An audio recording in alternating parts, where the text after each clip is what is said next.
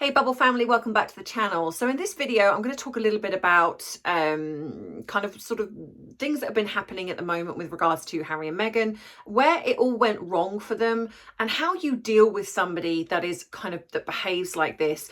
How do you deal with somebody and not let it affect you? Because so many of you contact me and say, why are they affecting me so much? Why do I care? What is it? Or so many also contact me and say, you know what, they remind me of somebody in my life, or I have dealt with somebody like this in my life that has deeply affected me. How do I go forward and not let this happen again? So if you want to know little tips and tools of how to deal with somebody like this, and also, like I say, what really went wrong for them and why it probably was always going to end up this way, let's be clear.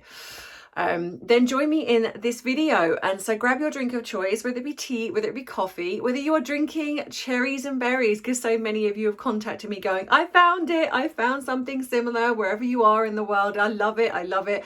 I am still being very healthy and I am drinking my water. I would say that I'm not doing it all the time, but just some of the time. If you want to add a little something to that drink of choice, whether it be a glass of vodka and orange or something, or maybe you'd like a glass of Prosecco, because as my flag says behind me, and it is your choice, it is 5 o'clock somewhere. So let's grab that drink and dive right in.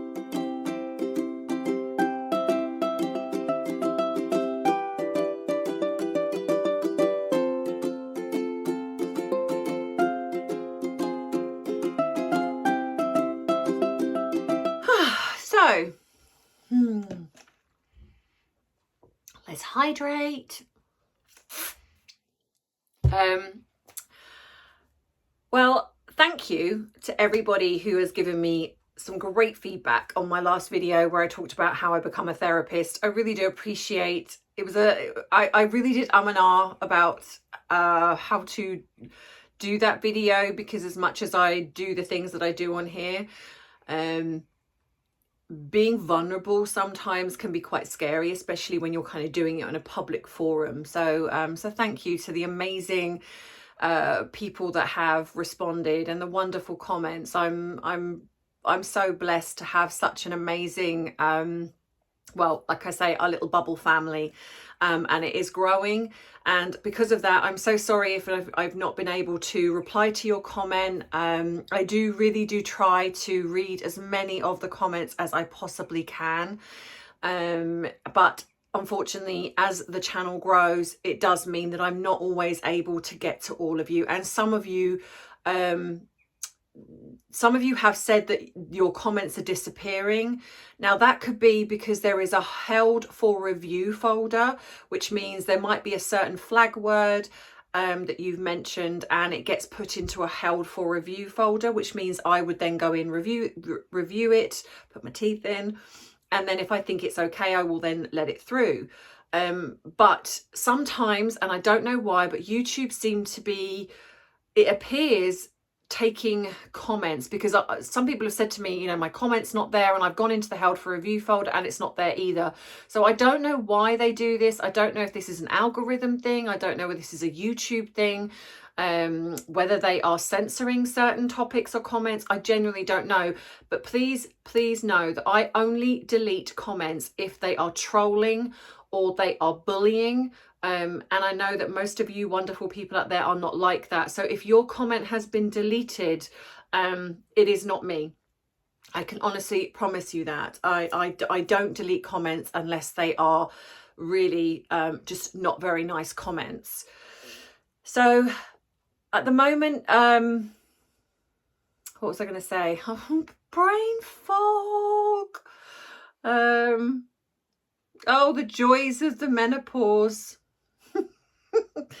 So yes, in this video, where did it all go wrong? Because I'm sure most of you are seeing that the comments are coming out. Like we've got that, are they going to sue South Park? And then they've apparently put out a statement. Well, I don't think it's an official statement, but apparently they're source has said that they're not going to sue South Park. That's utterly ridiculous. Well, we all know that that's just, I mean, South Park is a bit of a powerhouse, isn't it? I mean, I can't even imagine how they would go about doing that, because I'm sure they've probably got a team of lawyers because of the things that they put out there. And also, how ridiculous would it, I mean, they already look ridiculous, but how ridiculous would they really look? Because personally, I think if they just stop taking themselves so seriously and stop wanting to sue every single person that kind of says anything or feels upset. I mean, apparently, because obviously it's coming out that Meghan's deeply upset and devastated by the way that their brand is being portrayed, or the negativity that she's receiving. And I think this is part of the problem, because she's a forever victim. Rather than just be like, do you know what, I'm a public figure, this comes with part of the territory, I'm just going to laugh at it and not take it seriously. And because she doesn't, or they don't, and they feel this need to either sue or complain, this is why they are so unlikable. And I think if they just stop doing that, then people would, well, I'm not sure if it's probably too far gone now, but I think if they just stopped doing that in the beginning, then they probably would be a bit more liked. I think if Harry had, in a way, carried on portraying himself the way he was when he was in the royal family, because the royal family hid that very well, and he was this lovable, likable, rogue prince, if he carried on kind of being that way, then I think their brand would have possibly been a little bit more successful. But it's not. And unfortunately, when you're dealing with somebody, and I've said this before, even though I can't obviously officially diagnose, but I've worked in this industry enough in the world of therapy and psychology, and I've done so much research, and narcissistic personality disorder is one of my things I'm deeply passionate about, to try and expose and help people so they don't become victims of people like this. And so looking at Meghan's personality and the way, the things that she does, the way she behaves, she really, really does strike me as somebody that does definitely have this type of personality. And with somebody like this, their ego, well, their mask is so paramount. It's so important to them. How they are perceived means everything, which is why they do everything to keep that mask going. And that is why, generally speaking, they don't allow people to get too close, because they can't have that part of themselves exposed. And that's also why they will only ever surround themselves with people they can bully and manipulate, because when that mask has been exposed, they can bully and manipulate and gaslight that person into not believing what they're seeing is the truth. So it makes sense that she would initially go for somebody like Harry, because Harry comes across as very dim, so he's not very bright, and also somebody that believed, because they would put the feelers out. So she would put the feelers out first. And I've said this before, that I absolutely believe that she would have come in with this victim story of, you know, I've worked so hard to get where I am, my family haven't helped me, I've done it all myself, I put myself through school, I put myself through uni, my father was abusive, my family would they're hangers on, they want my money. And of course, Harry being someone that has this rescuer complex, because I believe of what happened probably with his mother, would have piqued his interest. But I think initially, and I'm going to be honest, initially I think it was just sexual. She might have come in with this this kind of victim story, but that would have been very attractive for someone like Harry, because not only that, like wearing his mother's perfume, kind of coming in with a similar storyline, that would have been trauma bonding. So she would have started that trauma bonding quite early with him. But what would have swayed him as well is that he's probably got kinks, should I say, sexually, and I think she would have matched that. So that's how I believe their meeting would have begun. And then, so then it becomes with a narcissist, you've got to keep them interested. And usually, unfortunately, with people, especially with women, it is sexually.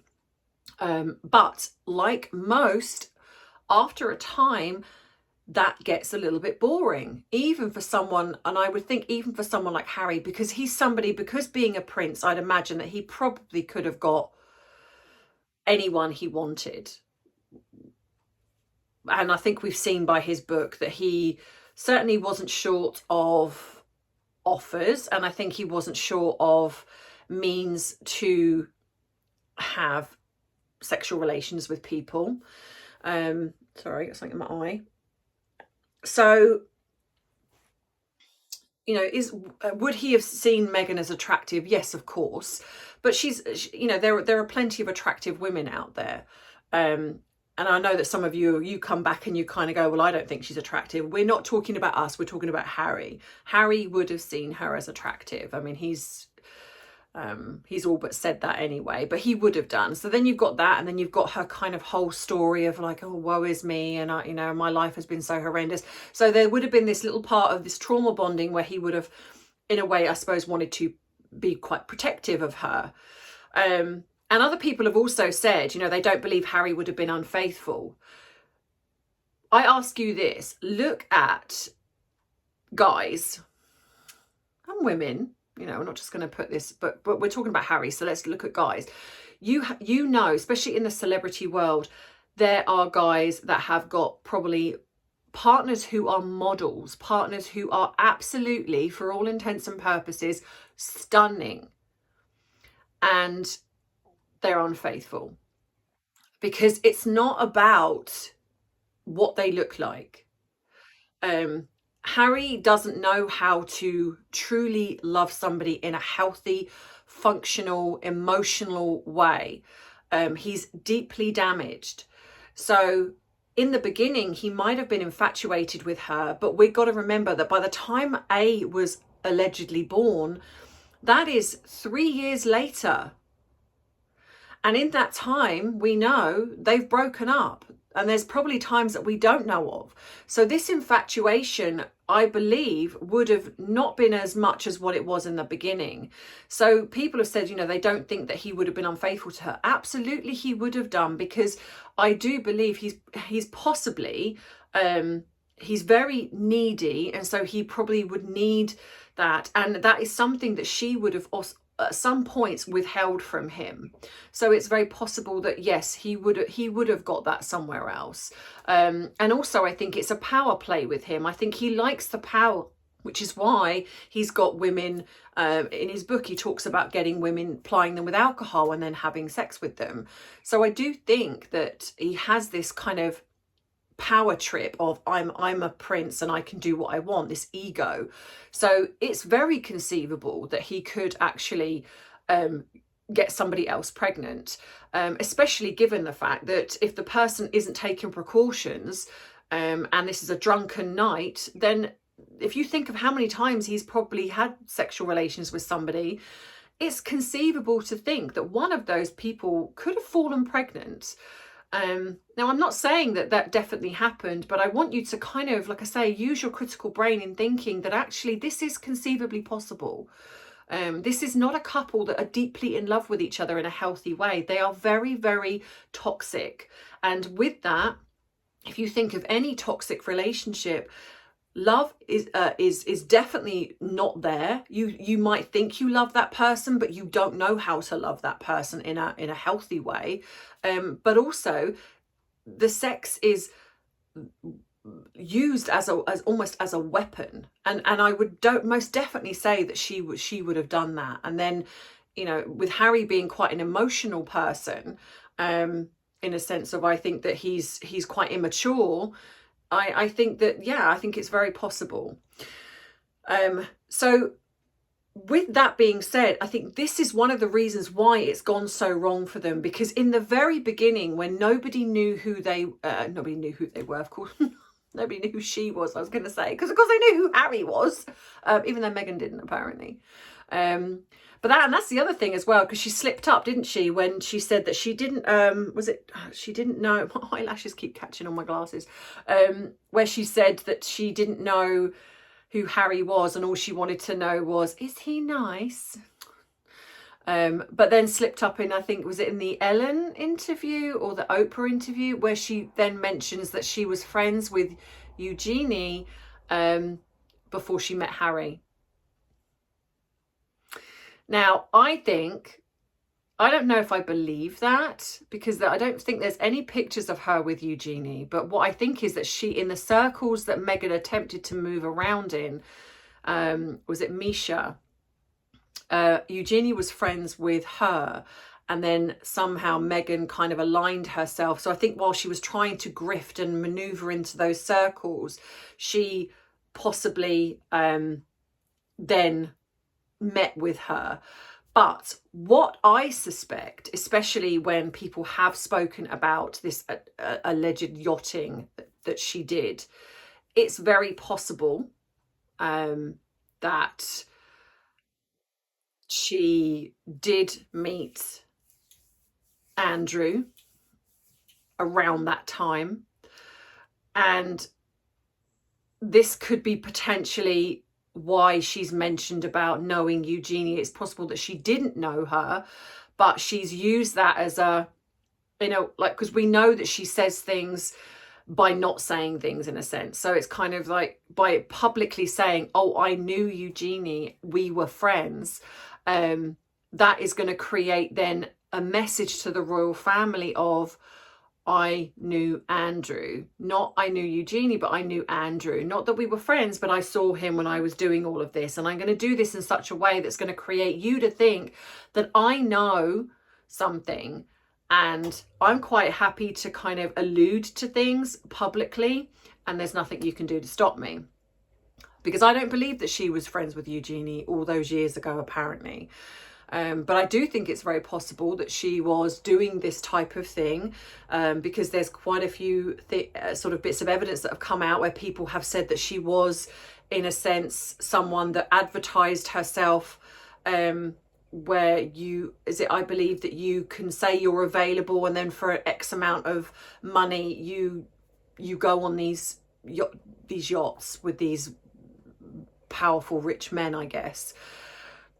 So it is conceivable that she met Andrew around that time. And so I think what's happened along the way is that she's obviously got with Harry. Harry has just been succumbed to her love bombing and the trauma bonding and everything else.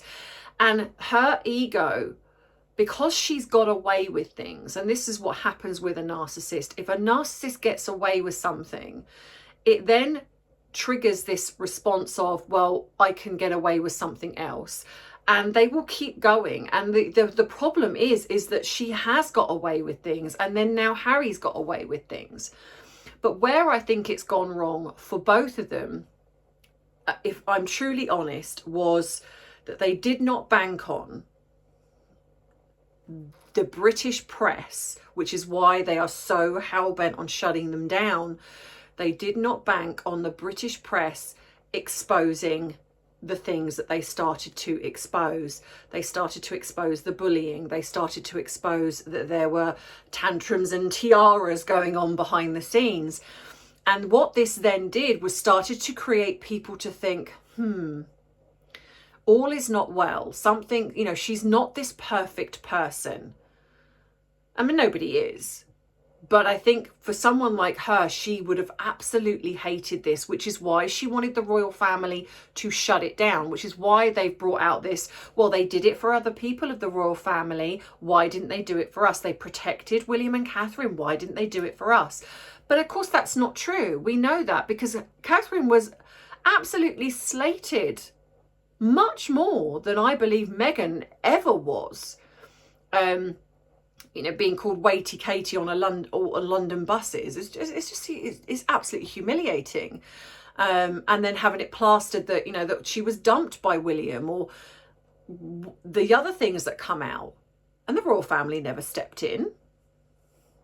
So I think the royal family only ever step in when it's absolutely necessary. But however, when you look at the research and you actually research this properly, I think something, I don't know, was it maybe more than 10 times, there were statements put out by the royal family asking them to leave Meghan alone or dismissing something that had come out. So they do come out and say something if they believe it to be true.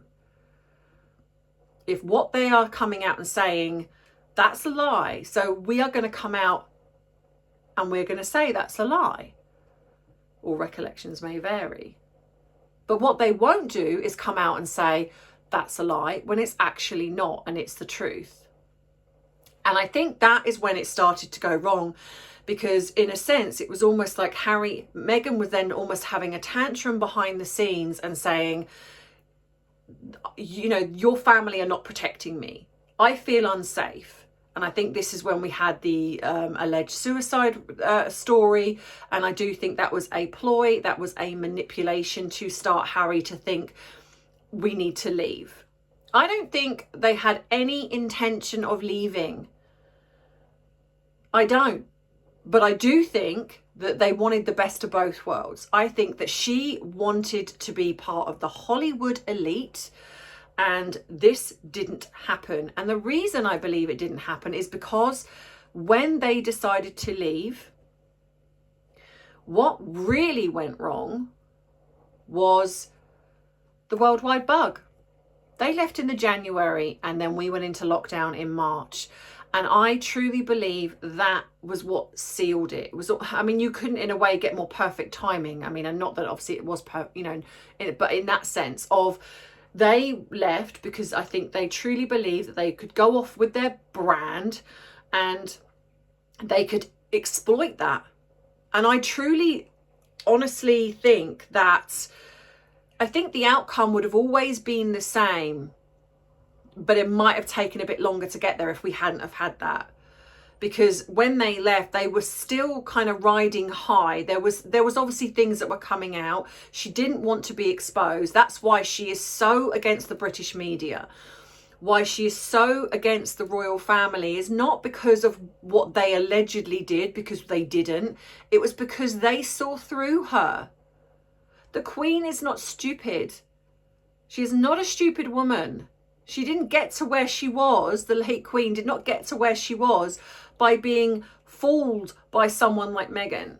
But Meghan would have believed that she could do it. She probably thought that she was this little doddery old lady that could be manipulated, but she wasn't. William and Catherine, I absolutely believe, saw through her. I think Camilla saw through her. I think Charles didn't, probably does now, but didn't then. I think he's a bit of a softie in that respect. And I think he probably wanted to believe that she was a decent person. But I think that they started to see through her. And then, like I've said before in one of my previous videos, I think the truth in regards to the pregnancy, I do think that come out. I think they probably did lie initially. And I definitely think she probably lied to Harry. And that's why I've said before that I think there was probably a fake pregnancy and then a fake possible miscarriage. Because it's if you think about it, it's not something that's, for goodness sake, honestly, look at my glasses. Either I've got wonky ears or my glasses, something's going on with my glasses. I keep straightening them. They're doing my head in. So it's very difficult to expose that. You know, how do you say to somebody, you didn't have suicidal thoughts? You didn't have a miscarriage. You're not pregnant. It's very hard to do that without, you know, if Meghan wanted to hide a pregnancy, she could hide a pregnancy. It's quite easy to turn around and go, you know what, I'm a bit self-conscious. I don't want to get undressed in front of you. I would like my own doctors or nurses and potentially even pay people to do that. I do think that there are ways and means to lie and to, you know, how do you say to somebody, you didn't have a miscarriage? You know, even if you didn't go to hospital, which most people do, And then we have the bizarre thing in Harry's book where he says that they were given the fetus, and they buried it in the garden. I mean, come on. And you know what's weird is that nobody's really picked up on that. I mean, apart from, YouTubers have picked up on it, but no one really in the media has picked up on it. Nobody has really picked up on the fact that Harry mentions plying women with drink and having sex with them. Really bizarre things. He doesn't talk about the pregnancy in the book. Something that's supposed to be fundamentally so important, he doesn't really mention the pregnancies. Things like that. Why are the media not picking up on things like that? Why are those things in a way going unnoticed? There are huge lies in that book, but they pick up on things like, I mean, the Taliban thing, okay, that's awful, but they pick up on things that I feel that, yes, they're a lie, but they're not as important as some of the huge things that he said. And I think that, like I say, I think that was their undoing. I think the worldwide bug was their undoing, because everything was shut down. And then in that 2 years or say the first year, because they were so desperate, to be seen, that they just kept putting out story after story after story. We're turning up at, and doing 5 minutes at a charity here or 5 minutes at a charity there, and not really and of course things were starting to be leaked, and people were getting sick of them. And the more people were churning out negative stories about them, the more they were desperately trying to change that narrative and bring out a positive story. And so then in the end, we were completely saturated with stories on kind of both sides of Harry and Meghan. And so I think that was where everything started to change, because especially in the UK, firstly, we were so deeply, I think, angry at this, the fact that they were literally in the she was literally in the royal family 5 minutes, and yet had so much money spent on this wedding when it was just completely, it didn't need to happen. And then, of course, the biggest thing was the Oprah interview. And I think initially, especially in America, people believed a lot of what they were saying. But I think it was when, thankfully, a lot of journalists, a lot of YouTubers then started to pick it apart and go, hang on a minute, that story's not right. But again, what I also want to say is that even though they mentioned about the media picked up on the racist element to the interview, what was interesting to me was that no journalist picked up on the changing of her bump, the changing in the size dramatically, the fact that she was able to bend down in that chicken coop with ease, the fact that when she talked about having the wedding 3 days prior to the wedding, Harry looked away. It is as if he knew she was lying. And that spoke volumes to me. But yet again, the media, nothing. They just were insistent on picking up on the fact that apparently someone in the royal family was racist, but didn't pick up on the fact that there were two versions of that story. Harry said it happened when they very first started dating. She wasn't even pregnant then. And then she mentioned it, saying that it was said when she was allegedly pregnant with A.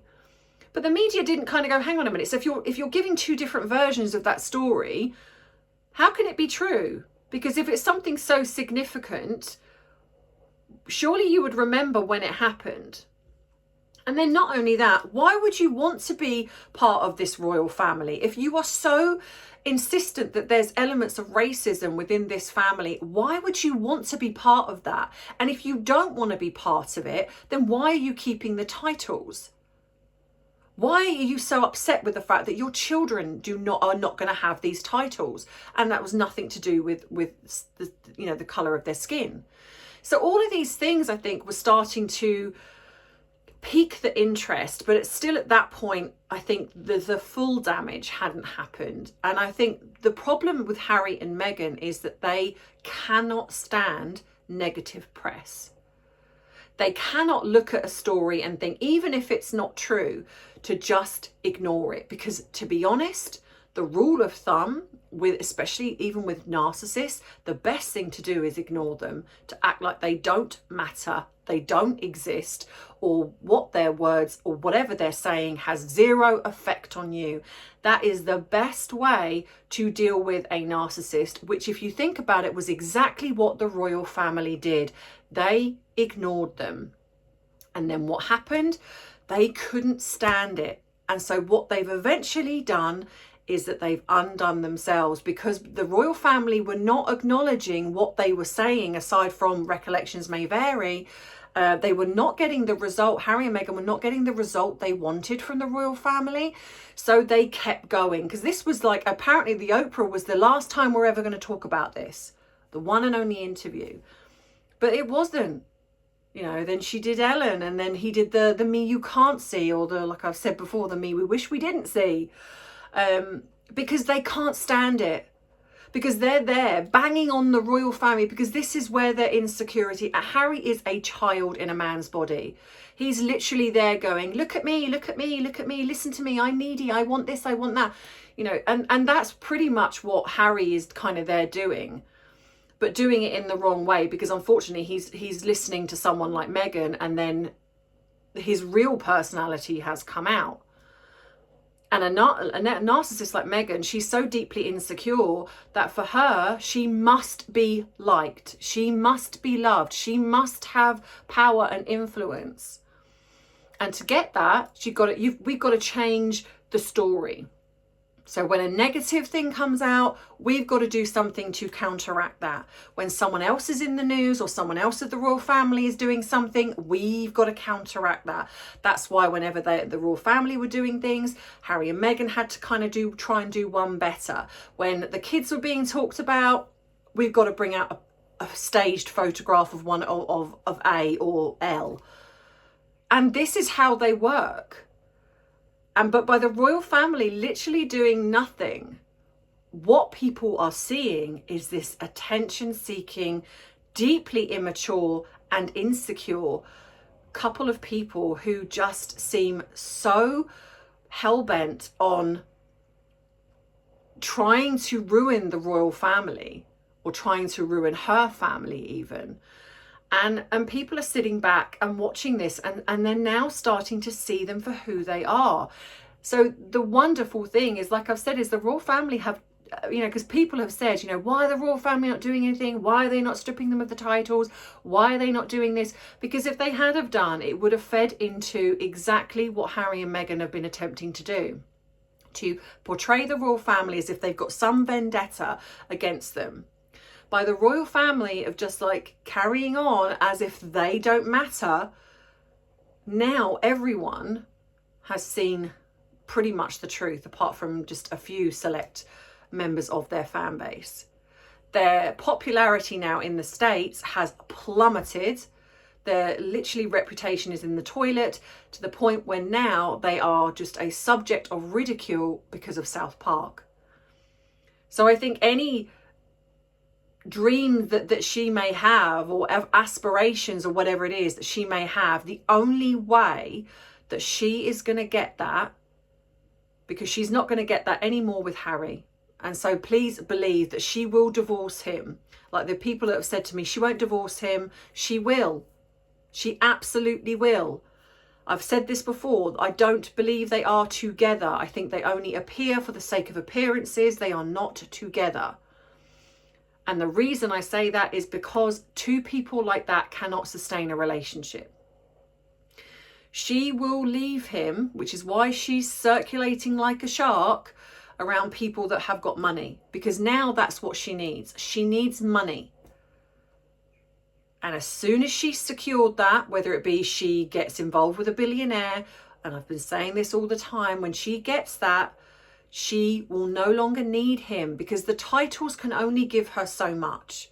And now she is ridiculed. The Duchess of Sussex and the Duke of Sussex, as much as I dislike the fact that they have those titles, they are a joke. They are a joke now.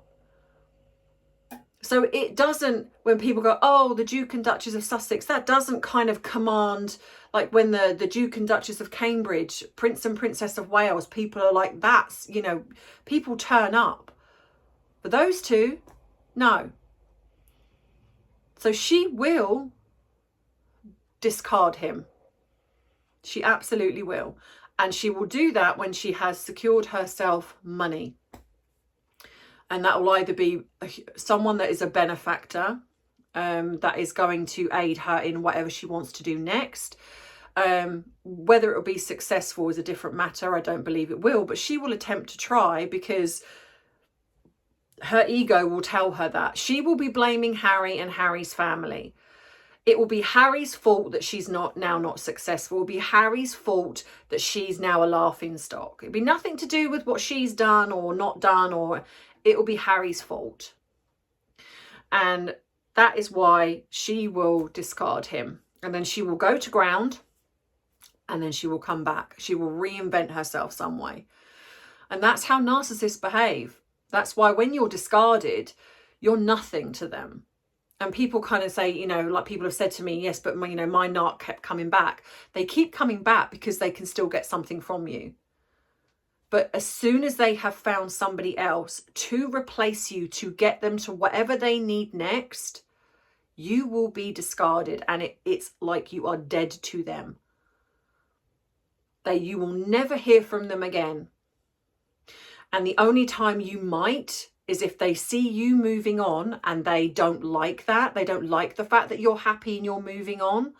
And so it's possible that if they're not quite where they need to be in their next phase, they will come back and they will try to ruin what you've got. And the best thing you can do with a narcissist, if you have a narcissist that you have as an ex or someone in your life, block them on every level. Don't keep an avenue open. Don't keep an email open, or, oh, I just won't block them on Facebook because it, you know, don't do that. Block them on everything. Do not give them an avenue to get through to you.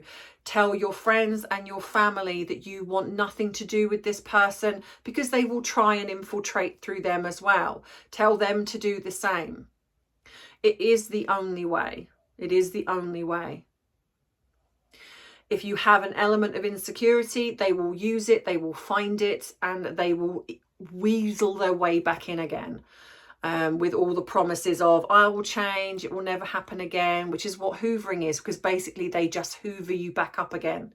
And then and you will go round and round in this psychological warfare until they are done with you. The biggest thing, if you try to be done with a narcissist before they are done with you, that is what becomes a problem. And that is why blocking them on everything, and like I say, involving all of your friends and family in what they've done, try not to feel embarrassed or ashamed. I know that can kind of come with it, but just be open and honest with people and say, look, this is what happened. And if you have hurt people because of the narcissist, because the way they created you to believe that's to isolate, go back, apologize, own it, and say, you know what, I did that, I own it, I'm sorry, I shouldn't have done, I shouldn't have believed them, but I need your help right now. Don't be afraid to reach out and get that help. Because that's what they prey on. They prey on the fact that they isolate you and ruin those relationships. Get back in touch with people. I mean, there will be times when people will be like, I'm sorry, I can't. And that's unfortunately the consequence of what can happen. But I would say that for most part, people will understand and they will help and support you. So I hope that you have enjoyed this video. If you have, please give it a thumbs up. If you hasn't, oh, my English is terrible. If you haven't subscribed to the channel and you would not like to miss future uploads, then please think about subscribing, because it does help the algorithm. If you would like to support what I'm trying to do here, and please go and check out my video that I did before this one, which tells you a little bit about why I'm becoming a therapist.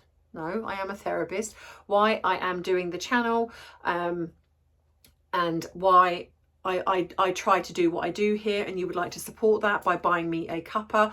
The link is below.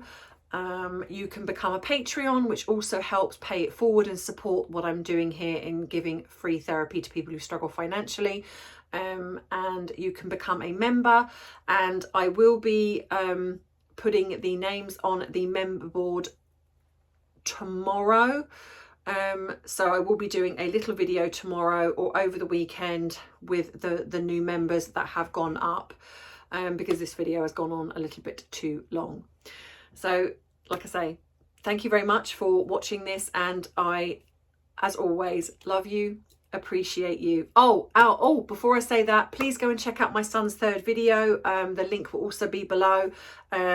Really trying to get him to his 1,000 subscribers on his new YouTube channel. So please go and check that out. Please go and watch his video, because he's really struggling to get those views. So please, just for me, even if you do nothing else, please go and watch my son's channel and help support him and get his channel up and running, so we can get him earning some pennies for his trip in Australia.